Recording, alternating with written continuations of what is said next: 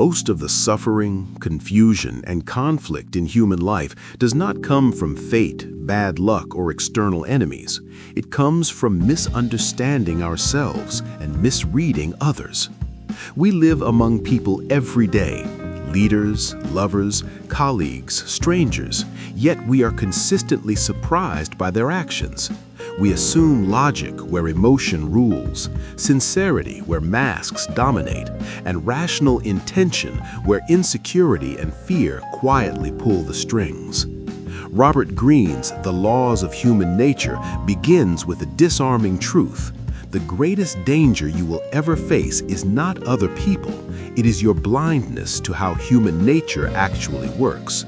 From ancient courts to modern boardrooms, from family dynamics to global politics, the same patterns repeat. People act against their own interests. Leaders sabotage themselves at the height of power. Entire societies fall under the spell of collective emotion. And individuals who seem intelligent, educated, and self-aware make decisions that later ruin their careers, relationships, and reputations. Greene's work is not cynical, it is surgical. He does not ask you to judge human nature, but to see it clearly, because clarity is the beginning of freedom. If you love powerful, insightful, and life-changing books, then you found the right channel. Every week, we break down the ideas that transform mindsets, elevate success, and shift lives. So don't miss out. Hit that subscribe button and turn on notifications because you'll want to catch every book we review. Let's continue. Baruch Spinoza once wrote, "I have striven not to laugh at human actions, not to weep at them, nor to hate them, but to understand them." That sentence could serve as the invisible spine of Greene's philosophy. Understanding human nature is not about manipulation for its own sake. It is about liberation from illusion, especially the illusion that we are as rational as we believe. The modern world, despite its technological sophistication, has not made us more rational. In fact, it has amplified our emotional weaknesses. Social media accelerates outrage. Financial markets swing wildly on sentiment rather than fundamentals. Political movements rise and fall not on policy, but on identity and fear. The more complex our systems become, the more dangerous unexamined human nature grows. Greene's first and most foundational insight is therefore unsettling but empowering. We are not primarily rational beings who sometimes feel emotion. We are emotional beings who occasionally use reason to justify what we already feel. This realization forces a difficult confrontation with the self. Most people believe they are objective, fair-minded, and self-directed. In reality, they are driven by unseen forces, childhood conditioning, unconscious desires, ego wounds, and social pressure. Greene insists that the first step towards mastering human nature is radical self-awareness, because until you understand your own emotional patterns, you will project them onto others and misinterpret the world. Consider how often people explain their failures as bad luck or external sabotage. A business collapses and the founder blames the market. A relationship fails and one partner blames the other's flaws. A political campaign loses and strategists blame misinformation or voters. While external factors matter, Greene points out that patterns of failure almost always trace back to emotional blindness. Arrogance, impatience, resentment, fear of criticism, or the need for validation. History is filled with powerful figures who fell not because they lacked intelligence, but because they lacked self-knowledge. In American corporate culture, this is visible in the rise and fall of once dominant CEOs. Leaders like Adam Neumann of WeWork did not fail because of a lack of vision, but because unchecked ego distorted reality. Early success fed a sense of invincibility, leading to reckless decisions and an inability to hear criticism. Similar patterns appear globally, from political leaders who overreach to enterprising entrepreneurs who confuse confidence with destiny. Greene's point is sharp. Success magnifies character flaws faster than failure does because it removes friction and resistance. This is why Greene places such emphasis on understanding the emotional self. Emotions evolved for survival, not for navigating modern complexity. Fear, anger, envy, and desire once protected us in small tribes. Today, they distort judgment on a massive scale. When a leader reacts defensively to criticism, when an investor panics during a downturn, when a crowd turns hostile toward an enemy, what you are witnessing is ancient wiring hijacking modern systems. Without awareness, these emotions feel justified. With awareness, they become manageable. Carl Jung captured this danger when he warned, "Until you make the unconscious conscious, it will direct your life, and you will call it fate." Greene builds on this idea relentlessly. He argues that most people live under the illusion of free will while being governed by forces they do not see. The goal, then, is not to eliminate emotion, an impossible task, but to observe it without being possessed by it. This internal discipline creates an external advantage. When you understand your own emotional triggers, you stop overreacting. When you stop overreacting, you gain time, and time, pausing before responding, is where power begins. In negotiations, in conflict, in leadership, the person who can slow down emotionally sees more clearly than the person who reacts instinctively. This is as true in a corporate boardroom in New York as it is in a family dispute in Lagos or a political standoff in Europe. Greene illustrates that emotionally reactive people are predictable. They are easy to provoke, easy to manipulate, and easy to exhaust. Entire industries, advertising, social media, partisan media, are built on exploiting this predictability. Algorithms reward outrage because outrage drives engagement. Politicians exploit fear because fear mobilizes faster than reason. Understanding this is not pessimistic, it is protective. When you recognize emotional manipulation, you regain agency. As self-awareness deepens, another truth emerges. The ego is the central lens through which people distort reality. The ego is not merely self-esteem, it is the internal narrative that says, "I am right, I am special, I deserve recognition." Greene shows how ego sensitivity makes people defensive, combative, and blind to feedback. When ego is threatened, reason shuts down.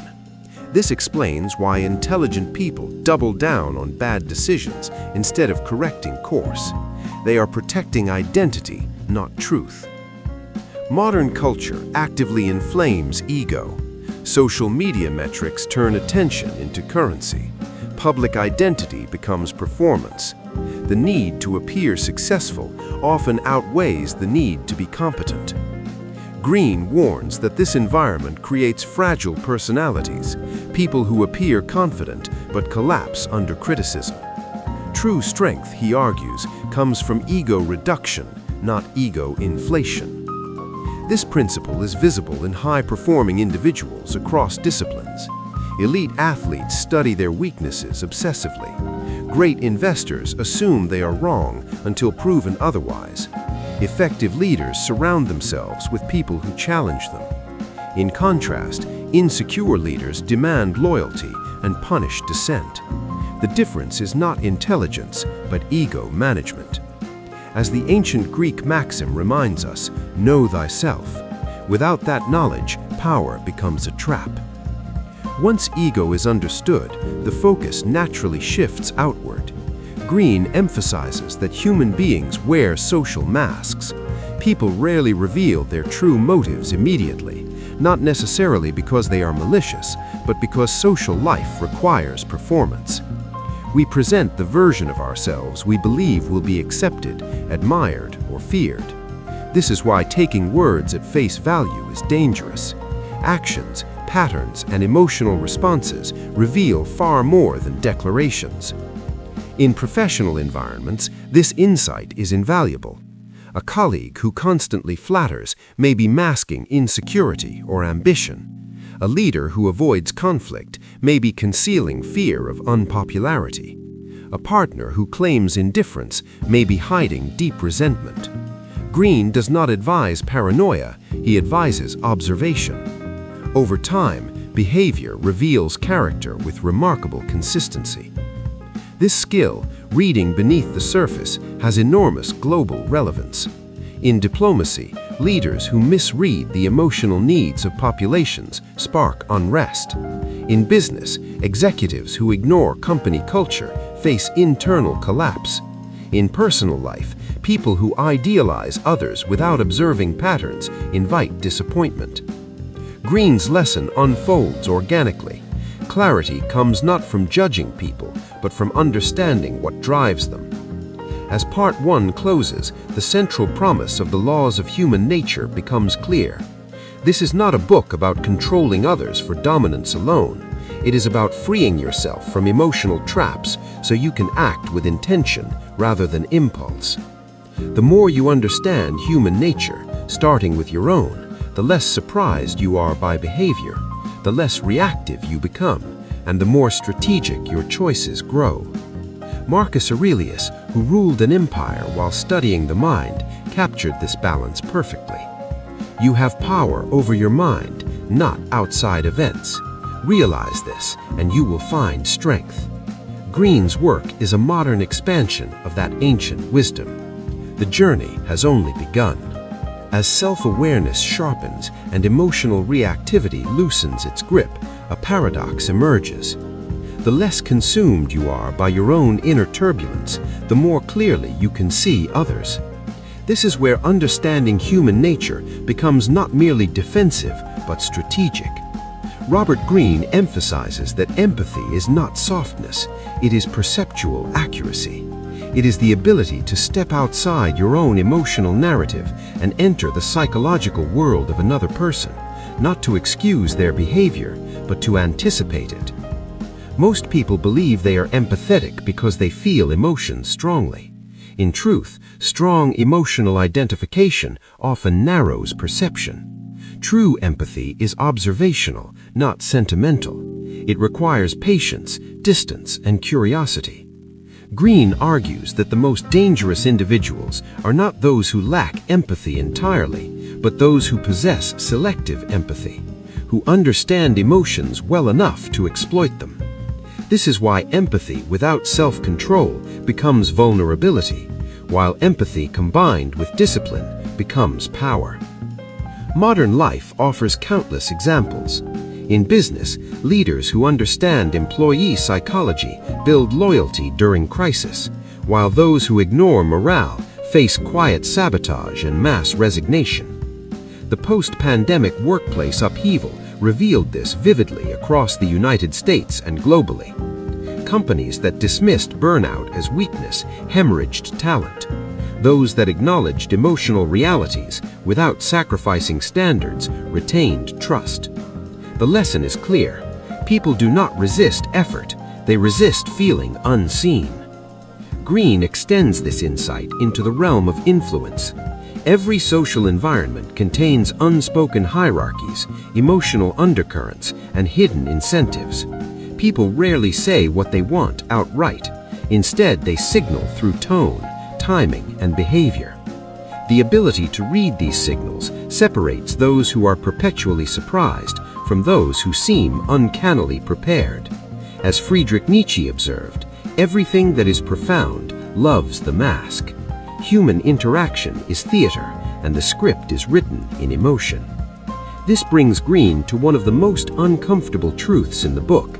Manipulation is not an anomaly, it is a constant feature of social life. Children manipulate parents with tears. Employees manipulate managers with selective performance. Politicians manipulate voters with narratives.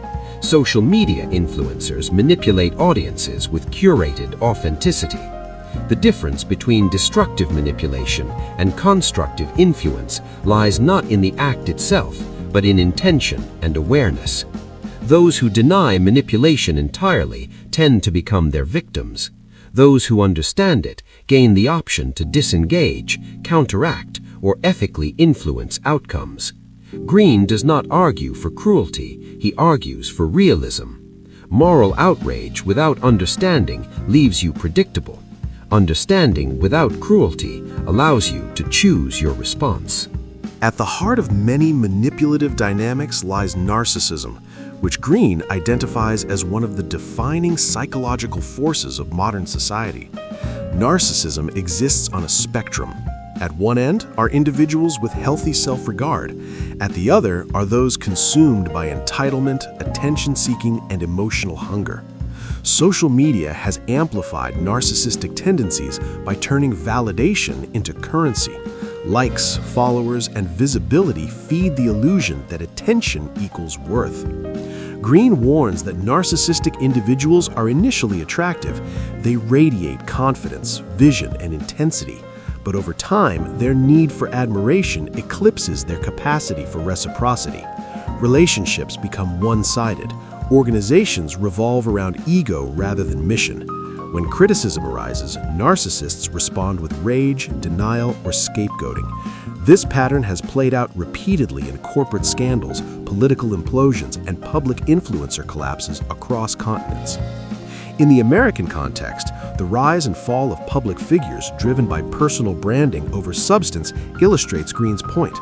Globally, similar dynamics unfold when leaders prioritize image over institutional stability. Narcissism, unchecked, destabilizes systems because it replaces reality testing with fantasy maintenance. Greene's antidote is not withdrawal, but emotional independence, the ability to engage without becoming absorbed. Emotional independence allows you to see people as they are, not as you wish them to be. It prevents idealization, which Greene identifies as one of the most common psychological traps. When we idealize others, we project our desires onto them and ignore warning signs. This explains why people remain loyal to destructive leaders, abusive partners, or failing institutions long after evidence demands reevaluation. The emotional cost of admitting error feels higher than the cost of persistence. History offers sobering examples. Entire nations have followed charismatic figures into disaster because emotional narratives overpowered rational assessment. Greene's insight resonates globally. People do not follow truth, they follow meaning, especially in times of uncertainty. This is why storytelling, symbolism, and identity are more persuasive than data alone. Those who understand this can either manipulate or stabilize societies. As awareness deepens, Greene introduces a sobering responsibility.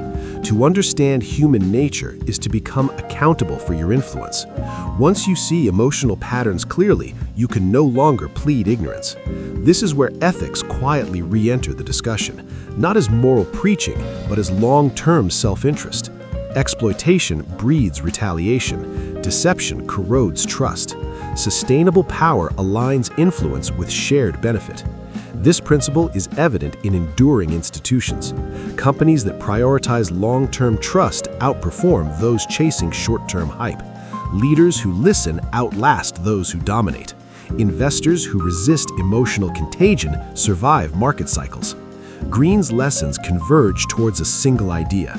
Emotional mastery creates strategic patience, and patience compounds. The deeper one travels into human nature, the clearer it becomes that aggression and conflict are rarely about surface issues.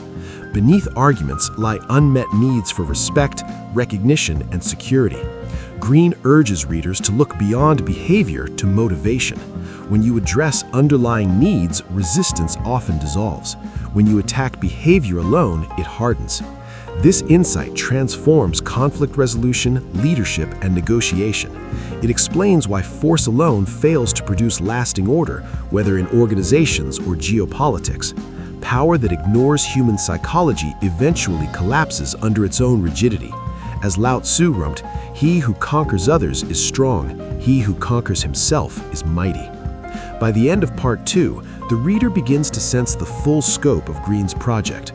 Understanding human nature is not about domination, it is about alignment with reality. It is the difference between fighting the current and navigating it. Those who refuse this understanding are perpetually shocked by outcomes. Those who accept it move through complexity with calm precision. And yet, the journey is not complete. There remains one final layer, the collective forces of envy, conformity, aggression, and purpose that shape entire societies and destinies.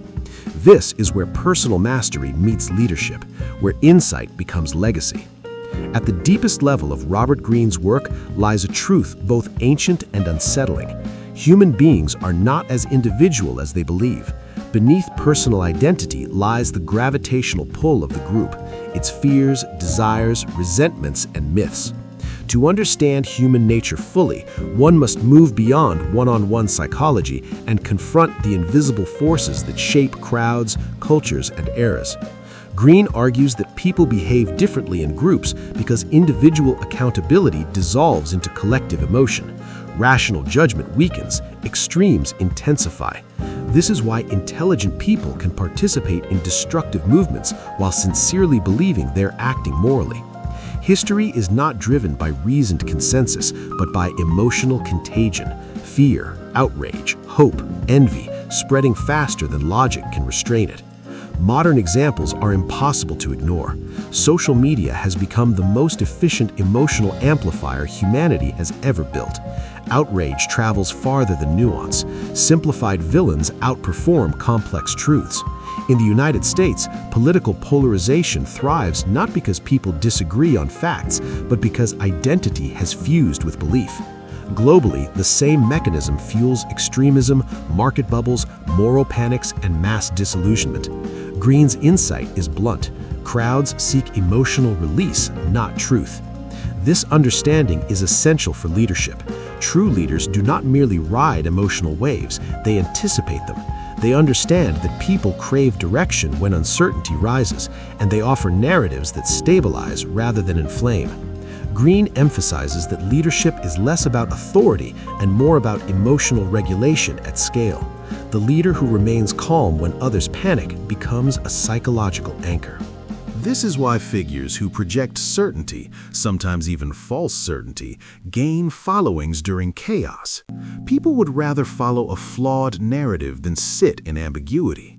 Greene does not excuse this dynamic, he exposes it so the reader can either resist being swept up or wield influence responsibly. As Marcus Aurelius warned, the soul becomes dyed with the color of its thoughts. Collective thought shapes collective fate. Aggression is another force Greene dismantles with clinical precision. He argues that aggression is neither inherently evil nor virtuous, it is raw energy. Suppressed aggression leaks out sideways as passive aggression, sabotage, or self-destruction. Uncontrolled aggression erupts as violence or tyranny. The challenge is not to eliminate aggression, but to sublimate it, to redirect it into disciplined effort, ambition, and creation. This principle appears across disciplines. Athletes channel aggression into performance. Entrepreneurs convert frustration into innovation. Reformers turn anger at injustice into systemic change. Conversely, societies that deny aggression entirely often experience sudden explosive breakdowns. Greene's lesson is echoed by Sigmund Freud, who observed that what is repressed does not disappear, it returns transformed. Leadership, therefore, requires emotional honesty. Leaders who pretend to be endlessly benevolent lose credibility. Those who acknowledge conflict while setting boundaries earn respect.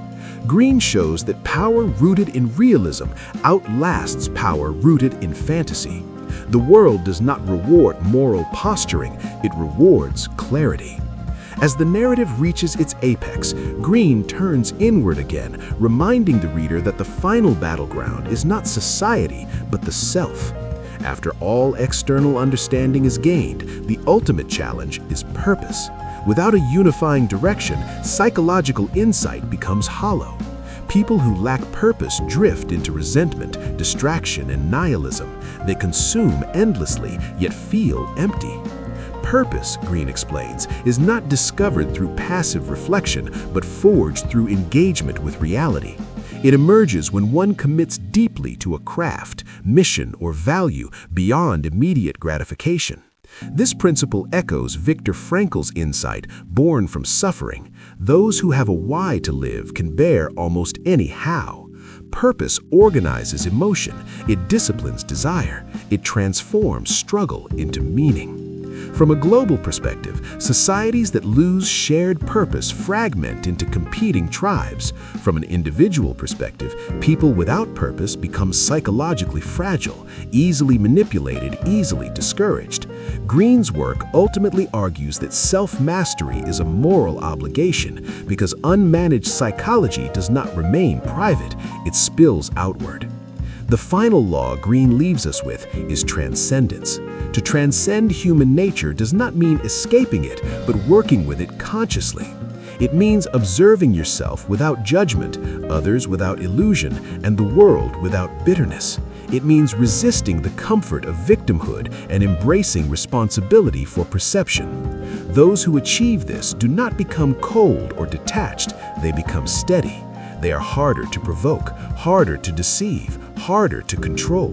They move with a quiet confidence that unsettles manipulators and attracts trust. In a world addicted to reaction, they respond. In a culture of noise, they listen. This is the ultimate power Greene offers, not dominance over others, but freedom from unconscious compulsion, freedom from being ruled by envy, fear, rage, or approval, freedom to choose long-term meaning over short-term emotional release. As the book closes, the reader realizes that the laws of human nature is not a manual for control, but a mirror. It asks uncomfortable questions and refuses comforting lies. It demands courage, not the courage to fight others, but the courage to face oneself. And in doing so, it offers a rare gift, the ability to move through the world awake. To understand human nature is to stop being surprised by betrayal, manipulation, or chaos. But more importantly, it is to stop betraying yourself through ignorance. The person who masters these laws does not withdraw from life. They engage it fully, strategically, and ethically. In a time of constant distraction, outrage, and emotional manipulation, such mastery is not merely advantageous, it is essential. If this message resonated with you, subscribe and join us for more wisdom that fuels growth.